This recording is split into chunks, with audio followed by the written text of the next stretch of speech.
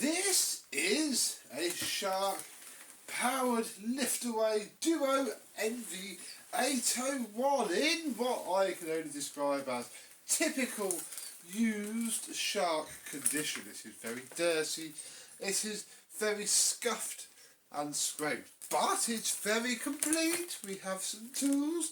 I reckon it's probably going to work okay, maybe just in need of a small service, scrape with a screwdriver, setting on fire, who knows. Let's take a look at what is a bin find Shark, not by me, but thank you to the person who did find it and gave it to me. Let's have a look and see what we're working with and if this thing can be revived.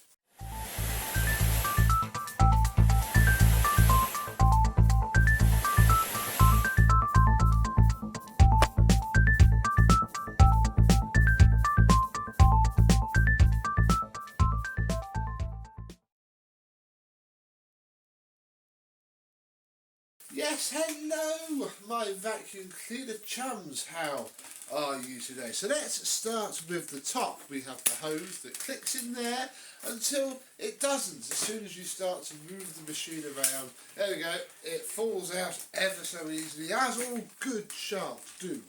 Let us remove the cable and actually check it, because it could be hiding some damage. You must always, there we go, yeah. There you are, instantly found a little bit of an issue in that the neutral wire is literally trying to explode out of the side of the cable. I think it's probably going to be fine for us to check now, but luckily do have a nice decent Shark cable ready to go on before the after video. Huzzah! We have ourselves a standard Shark hose with actually pretty good condition. This is normally quite worn down and not very nice, but that's actually cosmetically, bar being filthy, pretty nice indeed. Let's move on down and we'll take the bin off, which is probably actually the most scuffed part about it, because the release label is very, very chewed up, and there's even some dirt inside of it already. So we'll leave that alone. Whole thing is disgusting, and we'll need a very good soak and wash. Oh yes, look at that, very nice indeed. Under there we have some filters, and like all good Sharks, they've probably never been cleaned. If they have, certainly not for at least a couple of weeks before this machine stopped being used, but it's there, that's good, probably okay. We recline it back, we'll take off the post motor filter, and again find that yes, the machine has been used for probably plaster dust, if not talcum powder, and yeah, all of that is full of yuck and will probably need to be replaced, I would imagine. Get on to the floor head, which is probably the main bit of the fun. In fact, if we put the one release and the lift away, we can make that a lot more easier. Ow. Now, this thing is arguably the filthiest part of the whole thing, and well, that starts with underneath. Look at that, look. I don't even quite know where to start. Let's see if the front, oh my goodness, so the front roller will come out, and it's not actually as trashed as I thought it might have been under there. That's okay. And then yeah, all of this, there's a sticker there, that's not going to help. And then oh my goodness, look at all this hair, look. Oh no. that is so terrible. It's terrible, but not unexpected. If you never ever maintain your Shark, this is what happens, and it causes bigger damage than this. I think we should get all of that vacuumed out to make it look a lot cleaner than it currently does.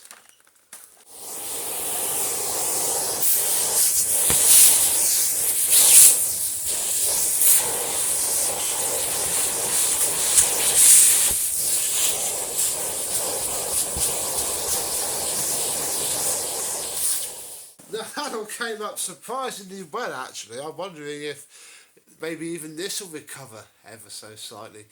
with a wash. Not sure. We shall see. But yeah, under there is certainly now much better. Now on this model, I don't think they do it anymore, but you can remove the brush roll easily. Fantastic. Which it's not actually as bad as the other one, but it's still pretty terrible. I don't want to burn it out unnecessarily by trying to run it like that, because this would have caused a lot of damage. So let's clean this up.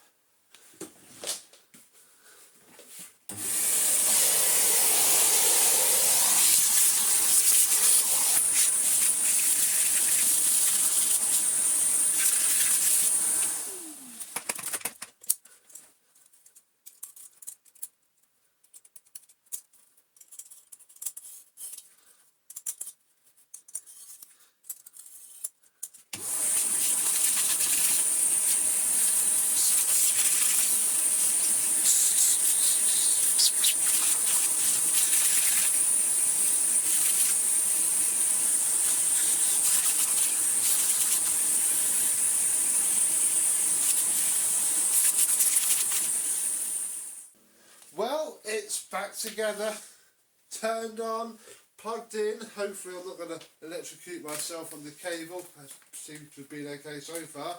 Does it run? It does. Does it turn? Probably better than it has done for ages. The dual speeds work.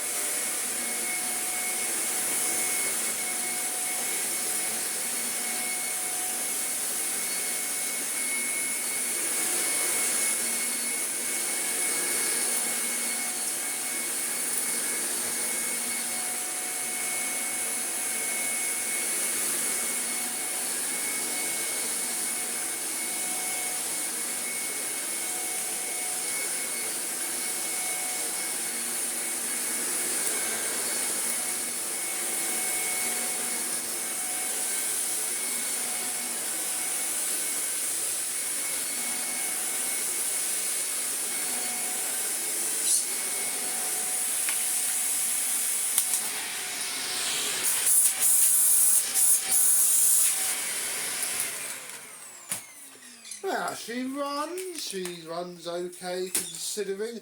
She turns, that wasn't too bad at all. We seem to just have ourselves a nice project shark really. There is just one problem that I noticed when looking at all of this, and that's probably going to need a new brush roll, don't you, especially the state of that, and it's this rubber bumper, look. This seal is completely missing on that side and almost completely missing on that side, and the rest of the machine's quite clean. This is the annoying problem with sharks and why I just don't make them very much. You can have a machine that otherwise works quite well.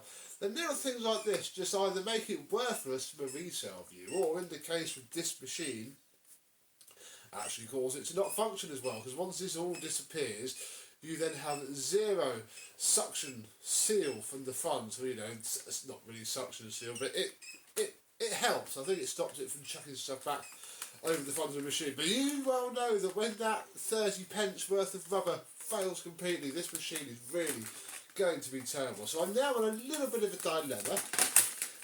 I need to go see if I can find us a nice scrap white NV801 head or shell, because it's all part of the front frame. And if I can, well, we might be able to breathe some life back into this shark and probably sell it for a lot of money. If we can't, well, we'll probably still breathe some life into the shark, but sell it for slightly less money instead.